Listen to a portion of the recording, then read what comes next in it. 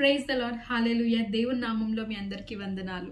బాగున్నారండి? ఎప్పుడైనా అనిపించిందా ఎన్ని డేస్ ఇంకా నేను ప్రార్థించాలి, ఎన్ని డేస్ ఇంకా నేను మొరపెట్టాలి, ఎన్ని డేస్ ఇంకా నేను ఏడ్చుకుంటూ ఉండాలి, ఏడ్చుకుంటూ ప్రార్థించాలి, ఎంత ప్రార్థించినా లాభం లేదే, ఎంత ప్రార్థించినా నాకు సమాధానం రావట్లేదే, ఎంత ప్రార్థించినా నా సిచ్యువేషన్స్ మారట్లేదే, ఇంకెన్ని డేస్ ఇలా ఉండాలి, అవసరమా ఈ ప్రార్థన? ఎలాగో ప్రార్థించినా కూడా యూజ్ లేకుండా పోతుంది కదా, ఎలాగో ప్రార్థించినా కూడా ఏం చేంజ్ లేకుండా పోతుంది కదా, ఇంకెన్ని డేస్ నేను ప్రార్థించాలి, అవసరం ఆగిపోవడం బెస్ట్, ఇంకా హోప్స్ వదిలేసుకోవడం బెస్ట్. నేను ఏదైతే అడుగుతున్నానో దేవుణ్ణి, ఏ గర్భఫలం గురించి, ఏ జాబ్ గురించి, ఏ ఇల్లు గురించి అయితే ఏడ్చుకుంటూ ప్రార్థిస్తూ అడుగుతున్నానో అది ఇంకా అడగడం వేస్ట్. ఎందుకంటే దేవుడు సమాధానం ఇవ్వట్లేడు, ఇంకా నేను హోప్స్ వదిలేసుకోవాలి అని అనుకుంటున్నారా? అయితే దేవుడు ఈరోజు ఒక మాట చెప్తున్నాడండి. ఏంటో చూద్దామా? 1 Thessalonians chapter 5 verse 17.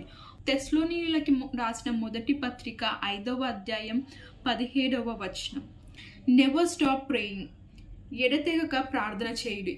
చూసారు కదండి దేవుడు ఏమని గుర్తుకు చేస్తున్నారో. ఇన్ని డేస్ అంటే ప్రార్థించి అలసిపోయి ఇంకా హోప్స్ వదిలేసుకోవాలనుకుంటున్నారు కదా. అయితే దేవుడు అనేది ఏంటంటే నెవర్ స్టాప్ ప్రేయింగ్, ఎడతెగక ప్రార్థన చేయుడి అని. కనుక హన్నా జీవితం చూసినట్లయితే హన్నా ఎన్నో అవమానాలు ఎదుర్కొంటుందండి. గర్భఫలం గురించి ఎందరో సొంత వారే తనని ఎంతగానో అవమానిస్తారు, ఎన్నో మాటలు అంటుంటారు చుట్టూన్నవారు, సొంత వారు. అవునా, అటువంటి పరిస్థితిలో హన్నా కూడా ఎంతగానో ప్రార్థించిందండి, ఎంతగానో మొరపెట్టింది, ఎన్ని ఇయర్స్ మొరపెట్టింది. అయితే కానీ ఎప్పుడు కూడా ఆగిపోలేదంట, దేవుని జవాబు వచ్చే వరకు ఆగిపోలేదంట. ఈరోజు దేవుడు అదే అడుగుతున్నారు మిమ్మల్ని, ఈరోజు దేవుడు అదే గుర్తుకు చేస్తున్నారు. ఏంటంటే ఆయన దగ్గర నుంచి సమాధానం పొందే వరకు చేయమంటున్నారు, ఎడతెగక ప్రార్థన చేయమంటున్నాడు. Never stop praying till you see the change. ఎప్పుడైతే హన్నా దేవుని దగ్గర నుంచి వాగ్దానం పొందుకుందో, దేవుని దగ్గర నుంచి మాట పొందుకుందో, అప్పుడు ప్రార్థన చేయడం అంటే తనకున్న బాధని అక్కడనే వదిలేసిందంట. వదిలేసి హ్యాపీనెస్తో నాకు దేవుడు సమాధానం ఇచ్చిండు మరి ముందుకెళ్ళిందంట.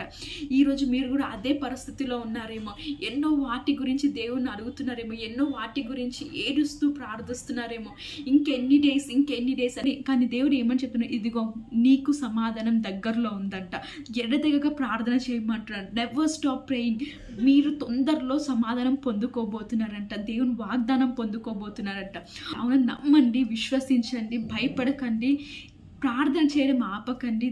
దేవుని మీ బాధకి, అవునా, మీ కన్నీళ్ళకి, మీ క్వశ్చన్స్కి త్వరలో సమాధానం ఇవ్వబోతున్నారు.